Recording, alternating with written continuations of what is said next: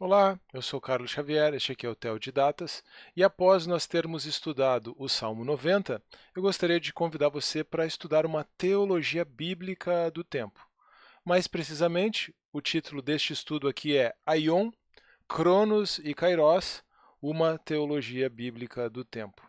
Você percebeu, você deve ter notado que eu escolhi três palavras gregas, Aion, Cronos e Kairos, e que nós vamos tratar de uma teologia bíblica do tempo. Ou seja, este conteúdo aqui não é um conteúdo de uma especulação filosófica acerca do tempo, nem mesmo de uma filosofia cristã sobre o tempo. Então, por exemplo, eu não vou tratar aqui da aporia do tempo de Agostinho e também não vou resumir a tese do Craig, do William Lane Craig, sobre o tempo e a eternidade. Tudo bem? Eu poderia fazer isso, talvez eu até faça isso num outro momento, mas eu não vou fazer isso neste conteúdo aqui. Este conteúdo aqui é sobre uma teologia bíblica do tempo. E talvez você possa já estar se perguntando, mas Carlos, se você vai falar de uma teologia bíblica do tempo, por que você escolheu três expressões gregas e não exatamente as expressões hebraicas? Eu vou falar um pouquinho sobre as expressões hebraicas e eu vou falar muito sobre a mentalidade hebraica neste vídeo em que nós vamos tratar sobre a teologia bíblica do tempo. Mas, para nós compreendermos um pouco melhor a questão do ponto de vista linguístico, a questão do ponto de vista da linguagem, aí eu precisei realmente do auxílio da língua grega. É por isso que também, durante o conteúdo, isso é importante eu esclarecer para você a título de introdução, durante o conteúdo aqui, nós vamos nos socorrer um pouquinho do pensamento grego, no sentido de atribuir compreensão, né? Nós vamos nos valer do pensamento grego para atribuir sentido às expressões gregas que nós vamos utilizar aqui, especialmente porque elas vão aparecer de forma muito clara no Novo Testamento, além de aparecer na Septuaginta, na tradução do Antigo Testamento para o grego. Mas apesar disso, não é exatamente uma incursão à filosofia grega acerca do tempo e muito menos na mitologia grega sobre o tempo, tá bom? A gente poderia falar de Cronos, o pai de Zeus, Kairos, aquele deus com um único cacho, você tem uma única oportunidade de pegá-lo, etc. A gente não vai fazer isso aqui, tá bom? É, aqui realmente o nosso objetivo é uma teologia bíblica do tempo. E agora sim, então, com essa breve introdução, com esses breves esclarecimentos iniciais, vamos a um exórdium aqui. Vamos ler duas passagens bíblicas muito significativas. Eu até mencionei no vídeo anterior que talvez os principais textos do Antigo Testamento sobre o tempo são Eclesiastes 13 e o Salmo 90. Então vamos lá, vamos meditar um pouquinho, ou vamos pelo menos trazer à memória o que nos apresentam essas passagens para a gente iniciar essa nossa reflexão aqui. Eclesiastes 3:1 afirma o seguinte: para tudo há uma ocasião certa, há um tempo certo para cada propósito debaixo do céu. E o Salmo 90, verso 12, afirma: ensina-nos a contar os nossos dias para que o nosso coração alcance sabedoria. O pregador, autor de Eclesiastes, nos ensina que há um tempo certo para tudo. O salmista, por sua vez, pede a Deus para contarmos os nossos dias sobre a terra para alcançarmos sabedoria. Como você viveria se soubesse exatamente quantos dias de vida tem? É assim que, como eu deixei claro já no vídeo anterior, é assim que eu interpreto este pedido de Moisés, ou este pedido que é atribuído a Moisés, ou dedicado a Moisés nessa oração. Você pode conferir o estudo do Salmo 90, o estudo sobre o Salmo 90, para aprofundar essa reflexão. Mas aqui eu gostaria de introduzir pensando que esta sabedoria pela qual o salmista clama, ela se apresenta de forma a considerarmos a bondade de Deus em todos os ciclos da vida, aspecto que eu também ressaltei no vídeo anterior. Sendo que esses ciclos podem ser compreendidos como os de disciplina divina e os de prosperidade. E a prosperidade depende de o Senhor confirmar a obra das mãos dos seus servos. Com essa breve meditação nas Escrituras, nós podemos nos voltar de forma um pouco mais analítica para a tentativa de enunciar uma teologia bíblica do tempo. Para isso, nós vamos nos basear, como eu já mencionei antes, em 3 expressões do grego: aion, cronos e kairos. A tese que eu gostaria de apresentar para você, para nós avançarmos nesse estudo, a tese básica é a seguinte: não é possível notar uma especulação bíblica elaborada sobre o tempo. É por isso que nós não vamos conversar aqui sobre uma filosofia cristã do tempo, ainda que nós possamos, sim, enunciar uma filosofia cristã do tempo. Por quê? Porque o tempo só era de interesse para o israelita na medida em que qualificado por um evento específico. Então, dentro da tese, algo importante aqui. O tempo só era de interesse para o israelita na medida em que qualificado por um evento específico. Os gregos, no entanto, desenvolveram uma especulação filosófica mais elaborada sobre o tempo. E é por isso que eles desenvolveram uma distinção importante entre Cronos e Kairos. Então, os gregos desenvolveram essa distinção entre Cronos e Kairos. Tudo bem? Eu queria deixar claro só, então, que nós não vamos tratar da filosofia grega aqui, mas um pouquinho da reflexão filosófica grega é importante para nós entendermos a distinção linguística, a distinção semântica entre Cronos e Kairos, tá bom? Mas agora, usando essas duas expressões, eu posso apresentar para você uma prova da nossa tese de que a mentalidade hebraica não tinha uma especulação filosófica elaborada sobre o tempo. E a prova dessa tese é que na Septuaginta, a tradução grega do Antigo Testamento, a expressão grega kairos é usada 3 vezes mais do que a expressão cronos. Isso reforça a compreensão de que a perspectiva do Antigo Testamento sobre o tempo é qualitativa. E depois, quando nós avançarmos sobre esses 2 termos, isso vai ficar um pouquinho mais claro. Tá bom? Talvez eu precise só deixar claro uma coisa aqui. Se tornou comum no meio cristão a ideia de que Cronos é o tempo do homem e Kairos é o tempo de Deus. Tá? Não é isso, não é esse o sentido linguístico das palavras e tampouco é esse o sentido com o qual a Bíblia e o Novo Testamento em especial emprega essas expressões. Tudo bem? Não é isso, Cronos é o tempo de Deus, Cronos é o tempo do homem, Kairos é o tempo de Deus. Não é isso. Mas você vai entender que quando as pessoas expressam isso dessa forma resumida, talvez até numa tentativa didática de resumir toda essa teologia bíblica do tempo sobre a qual nós vamos conversar aqui, as pessoas estão tentando com isso expressar a distinção entre Cronos e Kairos, tá? Que é uma distinção que ela vem da filosofia grega, da elaboração filosófica grega, recai sobre a linguagem, né, sobre as expressões, os termos gregos, e em razão dessa conexão da ideia de kairos com a mentalidade hebraica, essas terminologias são apropriadas pela Septuaginta, especialmente a expressão kairos, como eu mencionei, e depois também no Novo Testamento a gente vai perceber isso. Tá? Então, o que nós vamos fazer? Nós vamos concentrar realmente o nosso estudo nas expressões gregas Cronos e Kairos.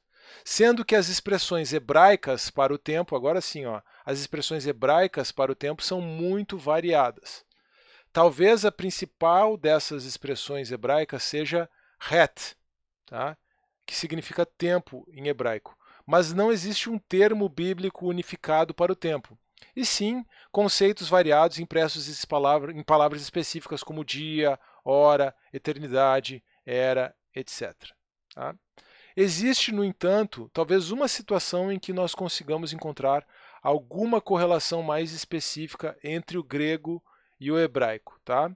Essa correlação específica entre o grego e o hebraico está nas palavras gregas aion, e está na palavra grega aion e na palavra hebraica rolam. Tá? Então, het é a palavra hebraica básica para tempo, mas normalmente o Antigo Testamento ele vai fazer alusão a um período específico de tempo. Tá?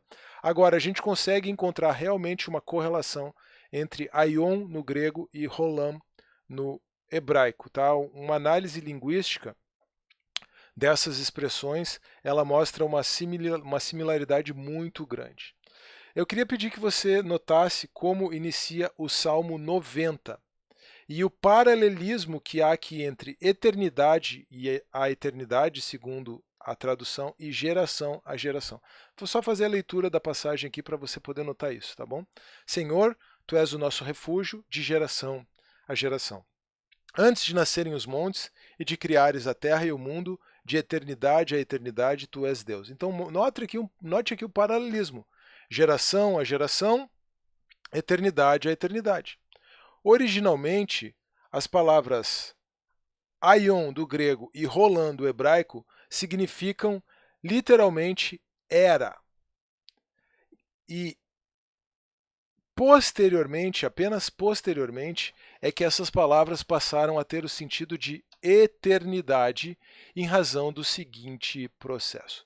Então, aion no grego e rolam no hebraico fazem uma alusão básica, a alusão inicial, a ideia original dessas palavras é ao período todo extensivo da vida de um ser humano.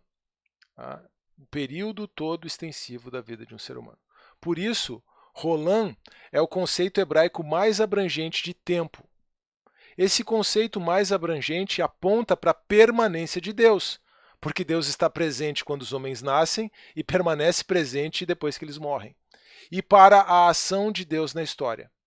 É assim que, ao aludir a Deus, esse termo passa a ter o sentido de eternidade. Para mostrar um pouquinho dessa transformação semântica da expressão hebraica rolam, nós podemos ver Provérbios 8, 23. Uma alusão à sabedoria, que depois nós vamos perceber lá no Novo Testamento uma alusão ao Logos, uma alusão ao próprio Cristo, a segunda pessoa da Trindade. Fui estabelecida desde a eternidade, desde o princípio, antes de existir a terra. Então aqui você já percebe rolam aparecendo como uma ideia de eternidade, algo que existe antes do tempo, apontando para esse aspecto temporal, ou talvez seria melhor dizer atemporal de Deus. Com o passar do tempo, então estamos pensando numa teologia bíblica, certo? E uma teologia bíblica que olha para essa expressão era, rolam, aion. Com o passar do tempo, em razão de uma influência persa, os hebreus começaram a pensar, e os judeus de forma mais específica, já no tempo de Judá, né, da permanência apenas do reino do sul, os judeus começaram a pensar numa contraposição de eras. E aí surge o que nós podemos chamar de uma dicotomia messiânica. Por quê? Porque nós temos a era presente de um lado, a era presente de um lado e a era por vir de outro. Então a era presente é essa atual era maligna, dominada pelos poderes das trevas, e a era por vir, a era messiânica por outro. Você tem então uma contraposição de eras, certo? E aqui tem uma questão muito interessante agora já da expressão aion no Novo Testamento. Você tem um uso preposicional, tá? Por toda a era ou pela era, esse uso preposicional ele significa a eternidade. O uso preposicional por toda a era, pela era, para dentro da era, como você tem no original, com a expressão grega eis, com a preposição grega eis. Esse uso preposicional ele tem o sentido de eternidade.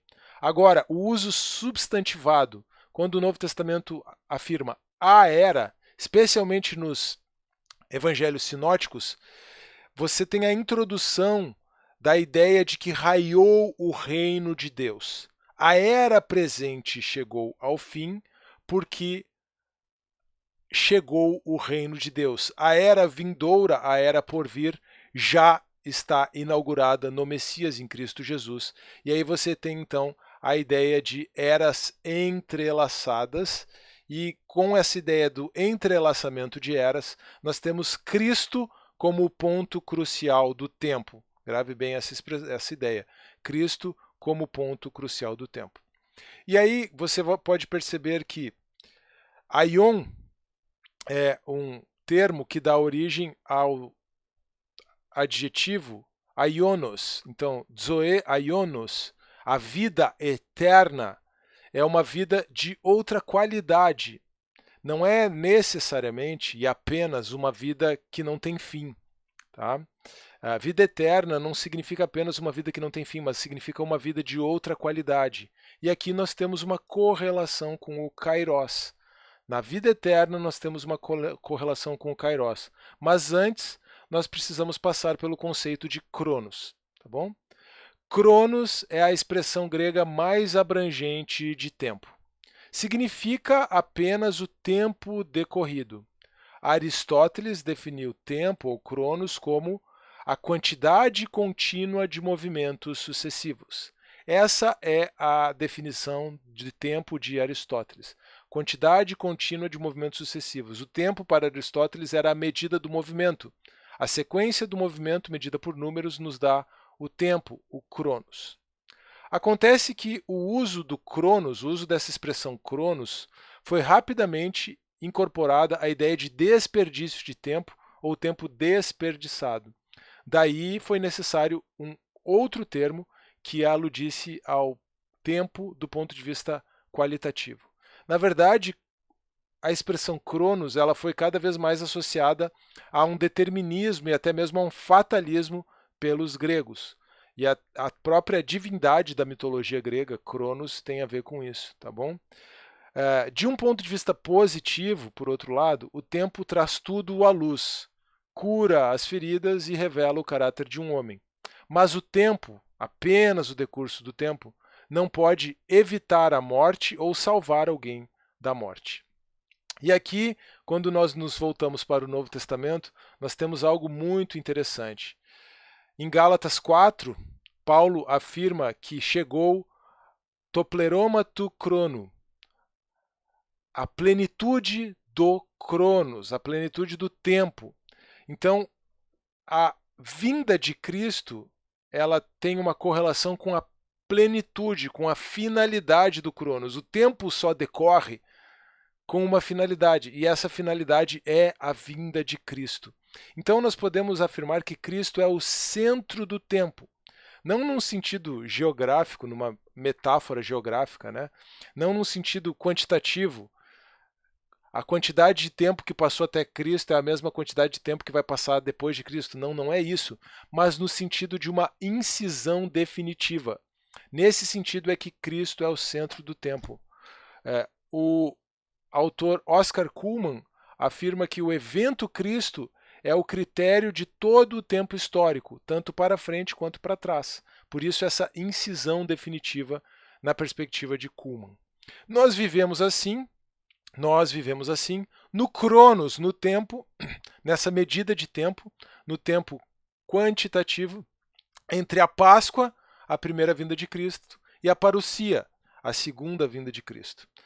Por isso é que nós precisamos ter, para atribuir um sentido qualitativo ao nosso tempo, e aí nós já vamos introduzindo a ideia de kairos, por isso é que nós precisamos ter arrependimento, crescimento e amadurecimento. E aqui é muito belo ver o que Pedro nos afirma na sua primeira carta, capítulo 4, verso 2.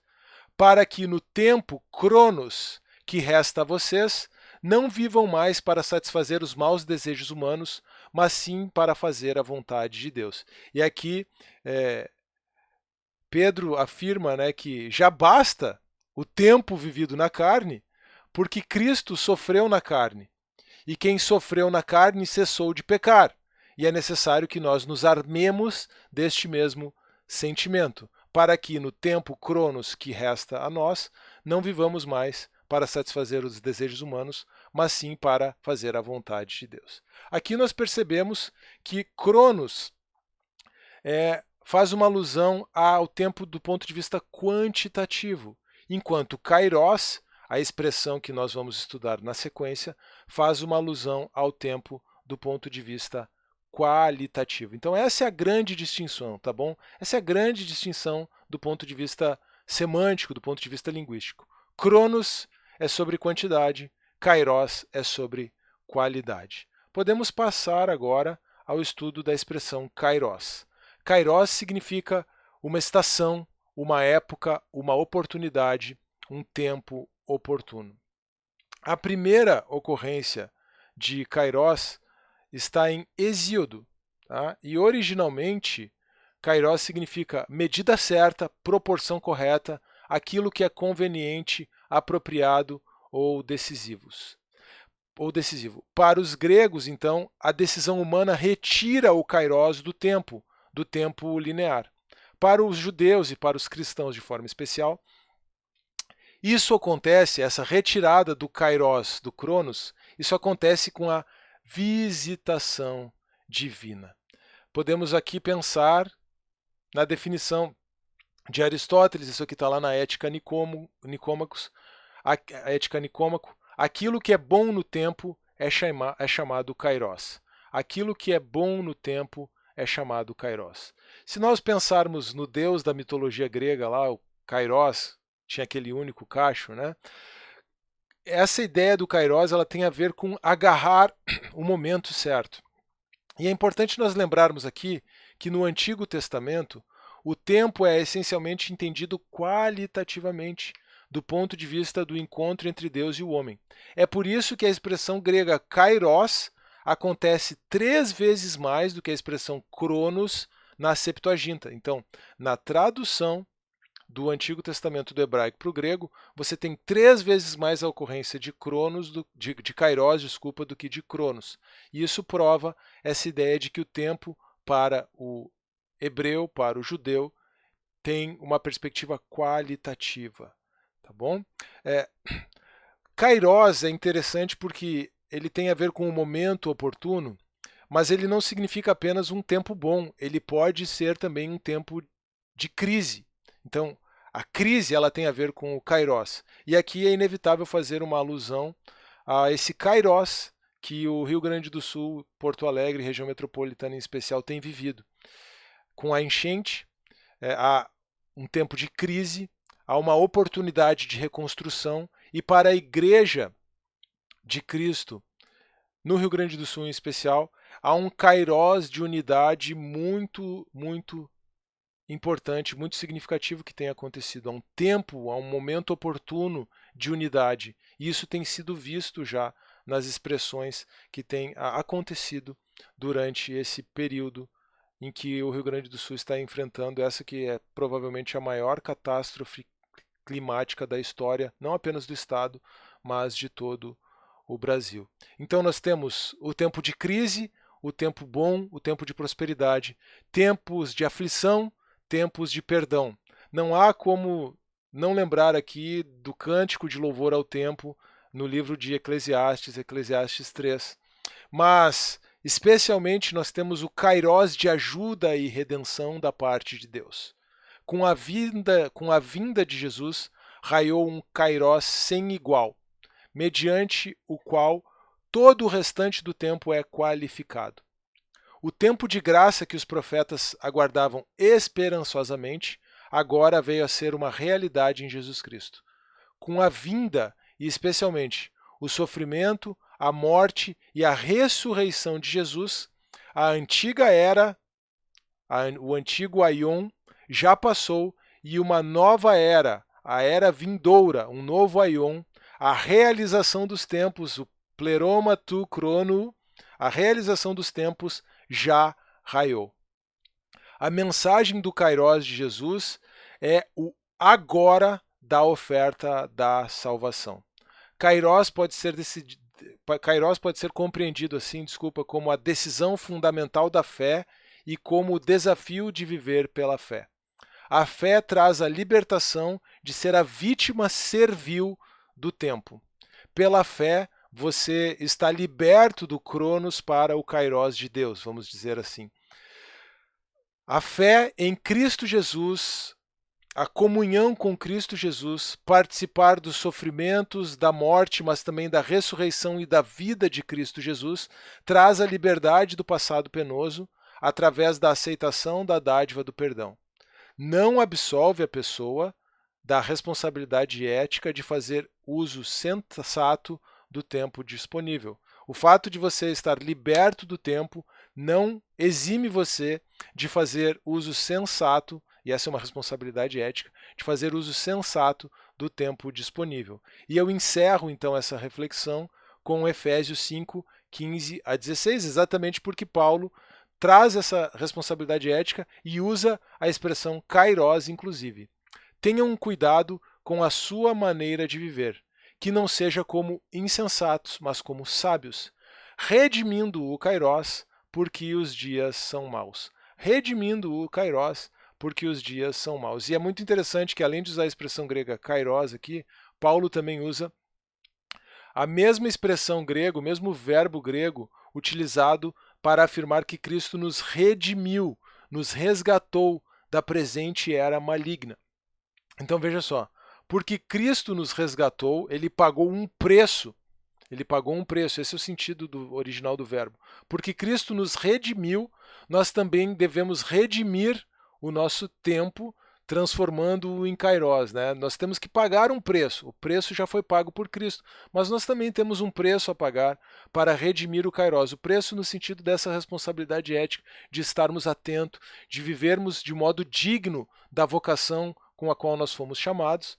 Só voltar um capítulo na carta aos Efésios, no capítulo 4. Então aqui nós temos uma aplicação muito interessante de todo este estudo.